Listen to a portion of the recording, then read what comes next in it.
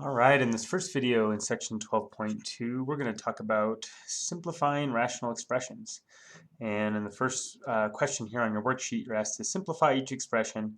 And here for part A, we're just given a nice numerical fraction. And so here, what you do is just say, well, there's a common factor between the 16 and the 10, right? 2 is a common factor. So I'll divide the 16 by 2, and that's going to give me an 8. And then divide the 10 by 2, and that's going to give us a 5. And so our answer would just simply be 8/5, okay? Nothing to it. Now, I'm going to show you a slightly different way to write this and arrive at our 8/5 that is really going to help us when we start working with rational expressions involving variables, okay? So what we basically just did up above is we said, yeah, there's a common factor of 2.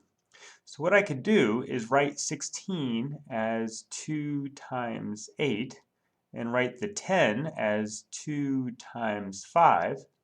And since there's a product up in the numerator as well as the denominator, and these two expressions are being divided, what really is happening here is that the 2 is dividing itself, right? And that's just going to give me a 1.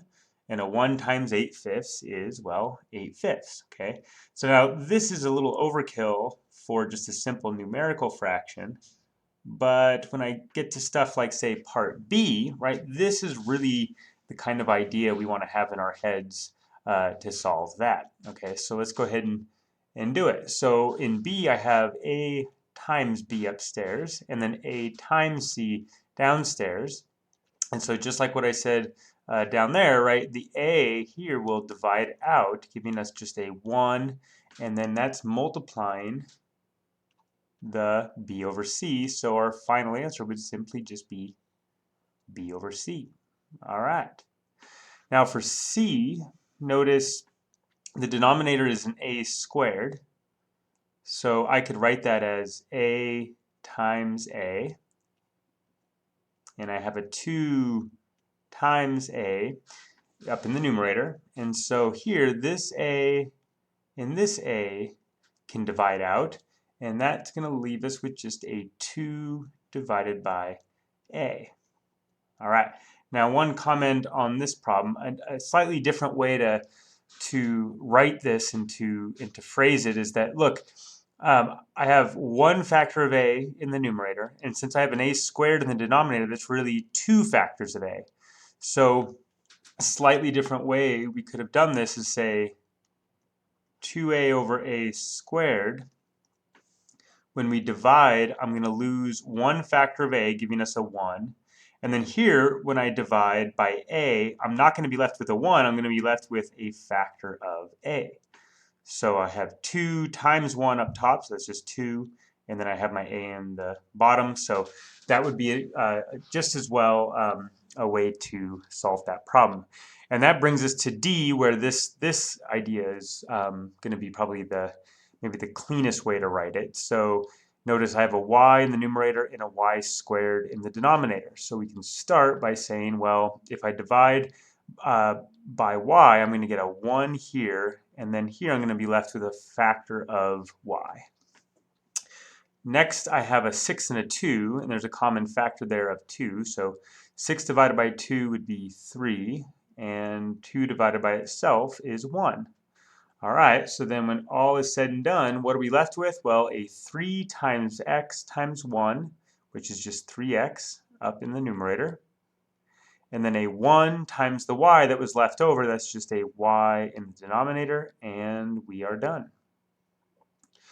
All right, now when it comes to something like E, you got to be a little bit careful here. Notice the operation connecting the terms is a subtraction.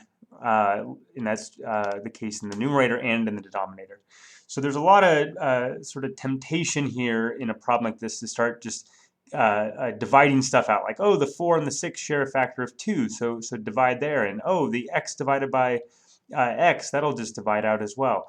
What I'm going to emphasize over and over again in this section, for this problem, or really for any problem for that matter, you always want to treat things in factored form before you do any division to simplify. So the key here the note I'm going to make here is that we want to factor first.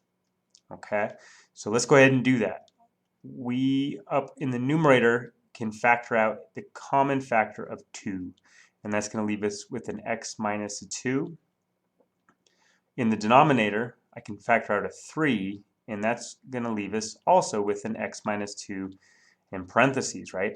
And see here, just like in these previous examples, I have 2 times the x minus 2 and 3 times the x minus 2.